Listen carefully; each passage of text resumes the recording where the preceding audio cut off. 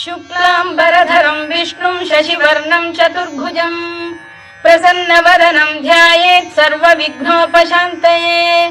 व्यासं वसिष्ठनप्तारं शक्तेः पौत्रमकल्मषम् पराशरात्मजं वन्दे शुकतातं तपोनिधिम् व्यासाय विष्णुरूपाय व्यासरूपाय विष्णवे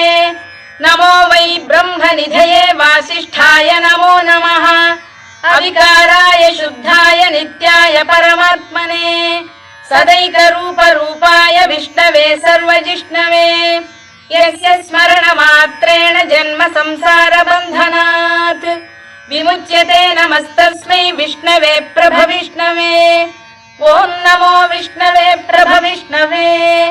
श्रीवैशम्पायन उवाच श्रुत्वा धर्मानशेषेण पावनानि च सर्व